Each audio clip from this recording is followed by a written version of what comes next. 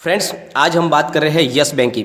आज yes bank में बड़ी तेजी नहीं बनी। 2 दिन की बड़ी तेजी के बाद में आज तेजी रुक गई। दिन में तो इसमें ये गिरावट में चला गया था, लेकिन ऐसा क्यों हुआ जबकि बाजार में बहुत बड़ी तेजी थी? तो उसके पीछे जो वजह है उसको हम आज वीडियो के माध्यम से डिस्कस करेंगे। साथ में बहुत सारे लोगों के मन में ये ख्याल आ रहे हैं कि जो बैड बैंक बनने जा रही है, क्या उसका फ़ायदा यस बैंक को मिलेगा और बैड बैंक का क्या प्रारूप रहेगा। तो इस वीडियो के माध्यम से हम टोटल डिटेल से बैड बैंक के बारे में हम डिस्कस करेंगे और ये भी जानेंगे कि यस बैंक को उससे क्या फ़ायदा होने वाला है। साथ में बजट के अंदर एक गवर्नमेंट ने बहुत बड़ी घोषणा की है, उसका सीधा फ़ायदा यस बैंक को मिल सकता है। तो वो क्या घोषणा है, उसका फ़ायदा क्या यस बैंक को किस तरीके से मिलेगा, उसको भी हम डिस्कस करेंगे। लेकिन फ्रेंड, उससे पहले अगर आप पहली बार मेरे चैनल पे आए तो चैनल को सब्सक्राइब कर दीजिए, एक बेल आइकॉन दबा दीजिए ताकि जब भी नया वीडियो बनाऊँ पहला नोटिफिकेशन आपको मिले। वीडियो पसंद आए तो लाइक शेयर जरूर कीजिए। चलो फ्रेंड्स, वीडियो स्टार्ट करते हैं। मैं हूँ आपका दोस्त SB दवे और मेरे चैनल ऑनलाइन कमाई में आपका बहुत बहुत स्वागत है। फ्रेंड्स, सबसे पहले हम आज यस बैंक के कारोबार को डिस्कस कर लेते हैं। आज यस बैंक का स्टॉक 16.55 पर ओपन हुआ और इसने हाई बनाई 16.85 की और उसके बाद में लगातार इसमें गिरावट बनी, जबकि एक तरफ बाजार नई ऊंचाइयों को छू रहा था, उसके बावजूद भी इसमें गिरावट थी। आज बैंक निफ्टी ज़बरदस्त तरीके से परफॉर्म कर रही थी, बहुत ही शानदार तेजी थी बैंक निफ्टी के अंदर। सारे के सारे बैंकिंग शेयरों में तेजी थी, उसके बावजूद भी यस बैंक में तेजी नहीं बनी। ये लो में चला गया 16.10 की और वहीं से लोगों में घबराहट पैदा हो गई। लेकिन अच्छी बात यह रही कि उसके बाद में फिर से इसमें रिकवरी हुई और ये 16.55 पर करीब 0.91% अप पर क्लोजिंग दी है इसने। पॉजिटिव क्लोजिंग आई है, ये अच्छी बात है। लोगों का थोड़ा डर कम हुआ।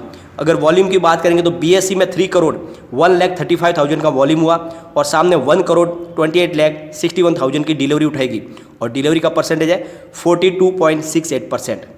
और NSE की बात करेंगे तो 18 करोड़ 5,87,000 का वॉल्यूम हुआ और सामने 6 करोड़ 20,57,000 की डिलीवरी उठाएगी और डिलीवरी का परसेंटेज 34.36%। यानी बहुत ही भारी मात्रा में वॉल्यूम हुआ है। लोगों ने बहुत ज़्यादा इसमें प्रॉफिट बुक किया है, क्योंकि जिस तरह से पिछली बार प्राइस बहुत नीचे आ गई थी, इस वजह से लोगों में घबराहट है। और 2 दिन की तेज़ी के अंदर यानी करीब 10%, आज 2-3% की आज तेज़ी, यानी लोगों ने 10-12% के ऊपर प्रॉफिट बुक करना शुरू कर दिया और इसी वजह से इसकी प्राइस नीचे आ गई। और बहुत सारे लोगों में भ्रम भी था कि ये जो बैड बैंक बनी है इसका फ़ायदा यस बैंक को नहीं मिलेगा, यह सिर्फ गवर्नमेंट सेक्टर की बैंकों के लिए। उस कन्फ्यूजन की वजह से भी बहुत सारे लोग डरे थे और इस वजह से भी उन्होंने थोड़ी सी तेज़ी देख के अपनी प्रॉफिट बुक की या बहुत सारे लोगों ने लॉस भी बुक किया। इस वजह से आज यस बैंक के शेयर में उतनी तेज़ी नहीं बनी जितने बैंकिंग सेक्टर में दूसरे शेयरों में बनी।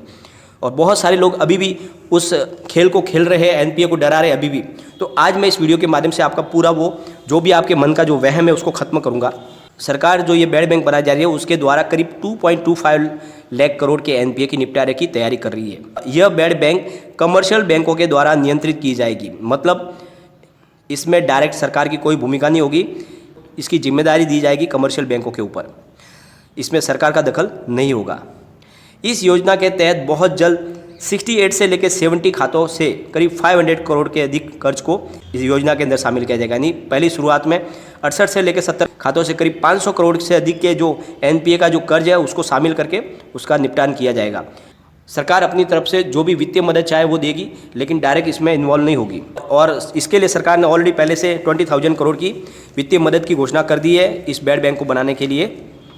और बाकी इसके बारे में secretary department of financial service के तरुण बजाज का कहना है कि इसकी फंडिंग प्राइवेट सेक्टर की बैंक और पब्लिक सेक्टर की बैंक यानी दोनों तरह की बैंकों के द्वारा की जाएगी इसकी फंडिंग।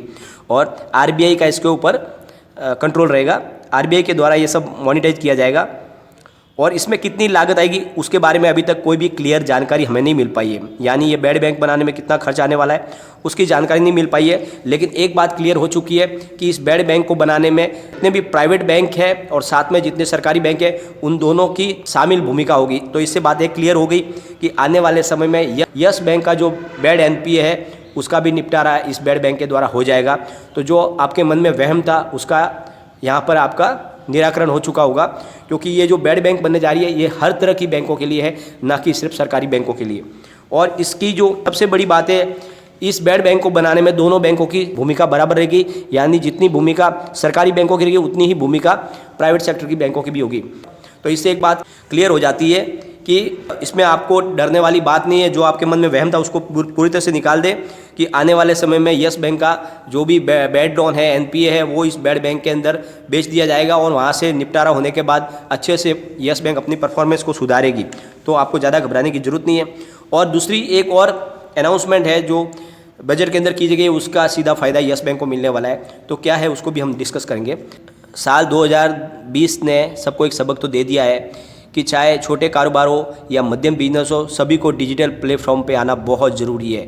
डिजिटल टेक्नोलॉजी अपनानी बहुत ज़रूरी है, क्योंकि जो लोग बिल्कुल पुराने तरीके से कामकाज कर रहे थे, वो लॉकडाउन के दौरान उनका पूरा कामकाज बंद हो गया, वो बिल्कुल बेरोजगार हो गए। लेकिन जिसके पास नई तकनीक थी, कारोबार डिजिटल तरीके से कर रहे थे, यानी न्यू टेक्नोलॉजी को इस्तेमाल कर रहे थे, उनका कारोबार धीरे से चल रहा था।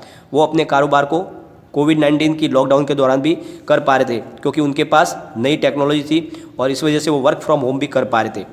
और इसी वजह से गवर्नमेंट का ये फोकस है कि आने वाले समय में एमएसएमईज में न्यू टेक्नोलॉजी का चलन होना चाहिए, या जितने भी कारोबार हैं उनको नई टेक्नोलॉजी अपनानी चाहिए। लॉकडाउन ने टेक्नोलॉजी बेस्ड बिजनेस के महत्व को भी समझा दिया है। बहुत सारे बिजनेस न्यू टेक्नोलॉजी से लैस थे, उन्होंने वर्क फ्रॉम होम से अपना बिजनेस शुरू कर रखा।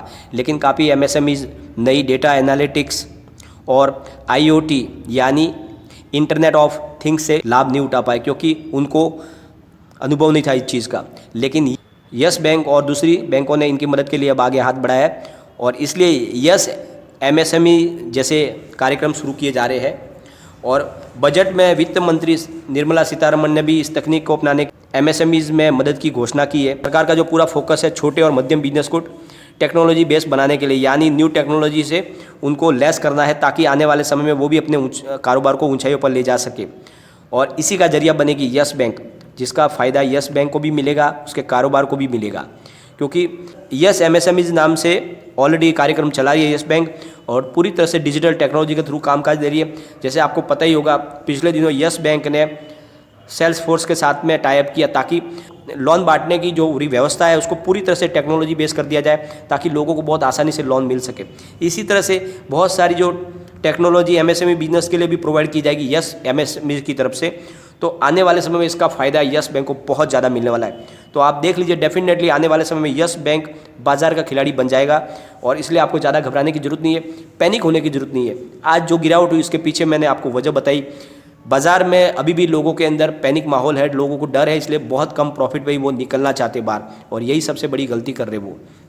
और काफ़ी लोग अभी भी भ्रम फैला रहे, एनपीए को लेकर डरा रहे। लेकिन मैंने आपको क्लियरली बता दिया, बैड बैंक बनने वाली है, इसका खाका तैयार हो चुका है, और इसके अंदर यस बैंक को भी फ़ायदा मिलने वाला है। तो आपको कोई डरने की जरूरत नहीं, आप इसमें बने रहे। आने वाले समय में आपको बहुत ही शानदार प्रॉफिट मिलेगा। लेकिन फ्रेंड्स, कोई भी इन्वेस्टमेंट करने से पहले अपने फाइनेंशियल एडवाइजर से एक बार एडवाइस ले ले, या अपना खुद का रिसर्च करें, क्योंकि मैंने वीडियो आपके एजुकेशनल पर्पज़ के लिए ही बनाया है। वीडियो पसंद आए तो लाइक शेयर जरूर कीजिए और चैनल को सब्सक्राइब कर दीजिए।